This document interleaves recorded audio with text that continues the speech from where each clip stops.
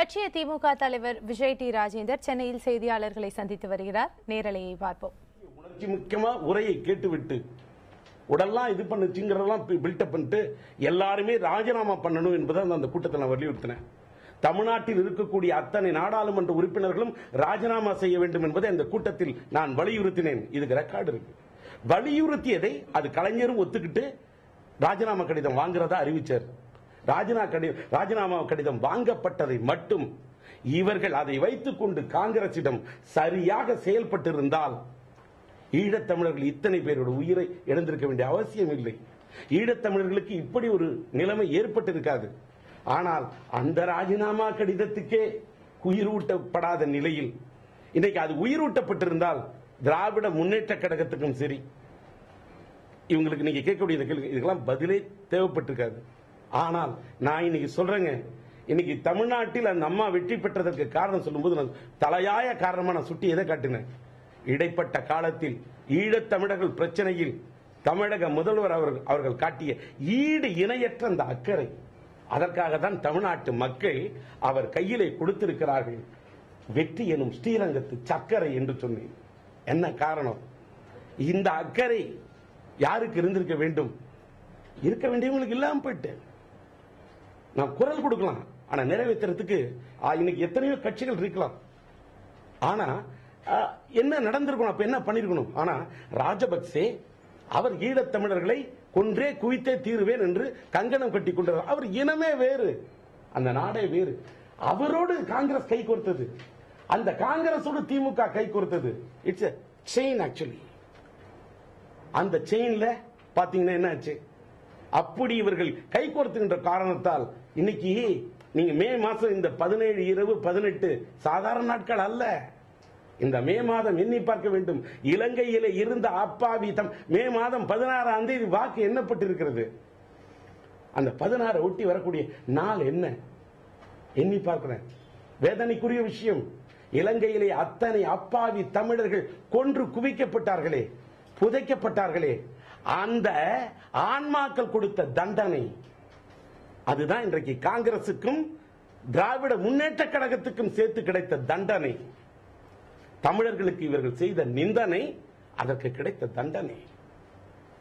என் பார்வையில் நான் சொன்ன, எனக்கு எல்லாரும் என்ன கூட எல்லாரும் ரொம்ப தேர்தலுக்கு முன்னால என்கிட்ட ஒன்னு கேள்வி கேட்டாங்க, காங்கிரஸ் எதிர்த்து நீ குரல் கொடுக்கணுமே என்ன அப்படின்னா, சுவர் இருந்தால்தான் பந்து எறிய முடியும், காங்கிரஸ் என்ற சுவரே சாய்ந்து விட்டது, நான் எங்கே போய் பந்து எறிவது என்று கேட்டேன்.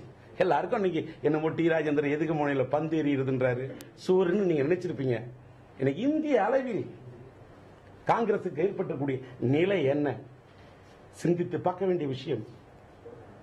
என்ன 1000 காரணங்கள் சொல்லிக் கொள்ளலாம் திமுகவுக்கு ஏற்பட்டிருக்கக்கூடிய நிலை. நீங்க அவங்க அது ராஜனா அவங்களோட கட்சி அவங்க டிஸ்கஸ் பண்ணிட்டோம். நான் லட்சியமுள்ள சொல்லிட்டேன், லட்சியமுள்ள திமுக லட்சிய திமுக இருக்குன்னு சொல்லிட்டேன். சார், ஒவ்வொரு முறையும் தொடர்ந்து திமுக தோல்வியடையும் போதெல்லாம் கருணாநிதி தான் ராஜினாமா நான் செய்யறேன் அப்படின்னு அதே நாடகமா ஸ்டாலின் பண்ணியிருக்காரு. அதுதான் கேட்கிறேன், அந்த நாடகமா இல்ல இது எப்பவுமே மக்களை திசை திருப்ப. நான் இதை சொல்லக்கூடாது. இதை பற்றி தொடர்ந்து ஒவ்வொரு தேர்தல் இதை பற்றி வேற ஒருத்தர் விமர்சிக்கிறாரு. விமர்சிக்கிறதுக்கு கலைஞர் பதில் சொல்றாரு. எல்லாத்துக்கும் அந்த மதுரையிலிருந்து வருகிறது ஒரு அன்பு, அதற்கு கலைஞர் தரப்பிலிருந்து திராவிட முன்னேற்ற கழகத்தின் தரப்பிலிருந்து விடப்படுகிறது அன்பு. என்ன திடீரென்று கலைஞருக்கு சிலர் மீது வரும் அன்பு, சில நேரத்தில் அவர்கள் மீதே அவர் எய்த வேண்டியிருக்கிறது அன்பு. இதெல்லாம் எல்லாருமே பார்த்துக்கிட்டு இருக்கீங்க, நீங்க பார்த்துக்கிட்டு இருக்கீங்க, அதே மாதிரி நானும் பார்க்கறேன்னு விட்டுடுங்களேன். இதுக்கு மேல நான் அதை பத்தி நான் கமெண்ட்ஸ் சொல்லணுமான்னு நினைக்கிறேன். ஈழ பிரச்சனையில திமுக எம்பிக்கள் ராஜினாமா செய்யறதுனாலதான் அவங்களுக்கு இந்த மாதிரி ஒரு நிலைமை இவ்வளவு பெரிய தோல்வின்னு சொல்றீங்க. வேற ஒரு கட்சி இவ்வளவு பெரிய கூட்டணி அமைச்சும் தேமுதிக ஒரு இடத்துல கூட வின் பண்ணலையே, அதை பத்தி ஏதாவது உங்களுக்கு கருத்து? இவ்வளவு பெரிய கூட்டணி அமைச்சு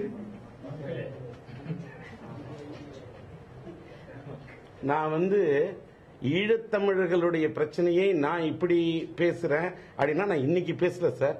தமிழ்நாடுல அனைத்து கட்சி கூட்டினாக்கா லட்சிய திமுகவின் ரெப்ரசன்டேட்டிவா நான் போய் கலைஞருக்கே லட்சிய திமுக தம்பி பேசக்கூடிய பேச்சு என்னையே உணர்ச்சி வசப்பட செய்து நான் 40 எம்பிகளும் நாடாளுமன்ற தொகுதி எம்பிக்கள் ராஜினாமா கடிதம் வாங்கக்கூடிய அளவுக்குன்னு அன்னைக்கு பாராட்டக்கூடிய பேசுறேன். ஒரு திரையுலகத்தின் சார்பா ஒரு இது நடத்தினா போய் இதுல போய் பேசுறேன், ராமேஸ்வரத்தில் போய் கலந்துக்கிட்டு பேசுறேன், அனைத்து கட்சி கூட்டம் டெல்லியில கூட்டப்பட்டு அங்க போய் பேசுறேன். இங்கெல்லாம் ஈழத்தமிழர்கள் பிரச்சனைக்காக மதிப்புக்குரிய நீங்க கேள்வி கேட்கக்கூடிய நண்பர் அதெல்லாம் பத்தி பேசியிருக்காரு. கடைசியா ஒரு கருத்து பதிவு பண்ணாரு. ஈழத்தமிழர்களுடைய கண்ணீரை வைத்து தான் அரசியல் பண்ண விரும்பவில்லை என்று அவர் சொன்னார். அந்த அளவுக்கு அவர் அவருடைய நோக்கங்கள்லாம் அவர் ரொம்ப பெருந்தன்மையான நோக்கங்கள் கொண்டவர். அவர் நண்பர், நீங்க சொன்ன நண்பர், அவர் சொன்னார். யாரோ ஒரு கேள்வி கேட்டார் பாத்தீங்களா? அவர் கேள்வி கேட்ட அந்த நண்பர் யாரோட பேரை சொல்லி கேள்வி கேட்டாரோ அந்த நண்பர். நான் சொன்னாலும் சொல்றேன், நீங்க எங்க கேப்டன் டிவில வந்துறீங்க நண்பரா?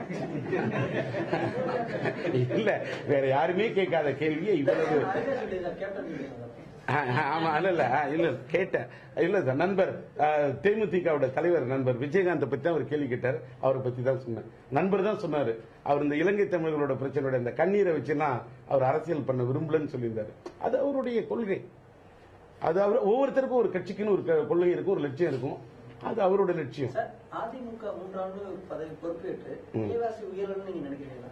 நான் எங்கேயாவது அவர்கள் தன்முனைப்போடும் தன்னம்பிக்கையோடும் அவங்க போராடிய போராட்டத்துக்கு கிடைத்த ஒரு தன்னம்பிக்கையோடு போராடிய போராட்டத்துக்கு கிடைத்த வெற்றின்னு சொல்லிட்டு இடைப்பட்ட காலத்தில் ஈழத்தமிழர்கள் பிரச்சனையில் அந்த அம்மா காட்டிய அக்கறை என்ற ஒரு கருத்தை மட்டும் பதிவு செய்திருக்கிறேன். அதுக்கு மேல நீங்க விலைவாசி ஒரு 3 வருஷத்துல விலைவாசி உயர்ந்திருக்கா உயரலையா? அதை பத்தி 3 வருஷத்துல விலைவாசி உயர்ந்ததற்கு மத்திய அரசு ஒரு வகையில் பொறுப்பு என்று சொன்னால்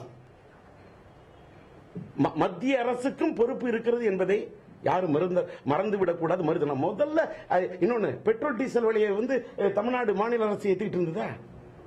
பெட்ரோல் டீசல் விலை உயர்த்தப்பட்ட போதெல்லாம் லட்சிய திராவிட முன்னேற்ற கழகம் நாங்கள் போராடி இருக்கிறோம். எங்களுடைய பதிவை நாங்கள் பண்ணியிருக்கிறோம். இன்னொன்னுங்க, ஒரு ஆட்சியில நல்லது, எல்லா ஆட்சியிலுமே அது யாரோட ஆட்சியா இருந்தாலும் சரி, அந்த ஆட்சியில நல்லதும் இருக்கும் கெட்டதும் இருக்கும். எந்த பர்சன்டேஜ் மக்களே அதெல்லாம் அனலைஸ் பண்ணி பார்த்து தானே சார் நீங்க ஓட்டு போட்டிருக்காங்க. நீங்க மக்கள் அனலைஸ் பண்ணி பார்த்து இன்னொன்னு சார், நீங்க இவ்வளவு சொல்றீங்களே, இன்னைக்கு தமிழ்நாட்டில் திமுக அண்ணா திமுகவுக்கு ஒரு பெரிய ஓட் பேங்க், திமுகவுக்கு ஒரு ஓட் பேங்க், அதுக்கு அடுத்து இருக்கக்கூடிய கட்சிகள்லாம் இத்தனை பேரும். இன்னொன்னு, இந்த தேர்தல் ஒரு வித்தியாசமான தேர்தல். நீங்க ஒத்துங்க, எங்க கட்சிக்கு அப்படி, அந்த கட்சிக்கு இப்படி அப்படின்னு சொன்னா தனித்தனியா நின்னா யாரா இருக்கு என்னென்ன மரியாதை என்ற சாயம் வெளுக்கட்டுமே என்றுதானே ஒரு தேர்தல் நடத்தப்பட்டிருக்குது. அந்த கணிப்பு பாருங்களேன். நான் MA history plus political science, என்னோட அனலைசேஷன் இந்த ஆங்கிள் தான் இருக்குது. இன்னொன்னு, ஒரு மாநிலத்தில் இருக்கக்கூடிய எந்த ஆட்சியாக இருந்தாலும் நீங்க இப்படிலாம் பாக்குறீங்க. நான் இன்னைக்கு என்ன யோசிக்கிறேன், 10 ஆண்டு காலத்தில் கிட்டத்தட்ட 9 ஆண்டு காலம் மத்தியிலே நடந்த காங்கிரஸ் ஆட்சியிலே திராவிட முன்னேற்ற கழகம் அங்கம் வகித்தது. ஆனால் நாம் இந்த தமிழ்நாட்டுக்காக பெற்றுக்கொண்டு வந்த துறை என்ன? ஏன் நீர்ப்பாசனத்துறை நம்மளால பெற முடியாதா? முல்லை பெரியார் அணைக்கட்டோட நீர்மட்டத்தை உயர்த்துறதுக்கு போராடுறதுக்கு நமக்கு ஒரு வாய்ப்பை நம்மளால ஏன் பெற முடியவில்லை? அத்தனை சீட்டுகளை பெற்றிருந்தும் பதில் சொல்லுங்க. காவிரி நீர் பிரச்சனை நம்மளால தீர்த்துக்க முடியலையே. ஏன்? காவிரி நீர் பிரச்சனைக்காக கண்ணீர் வடித்தது தமிழ்நாடு. ஏன் அந்த துறையை நம்மளால் கேட்டு பெற முடியவில்லை?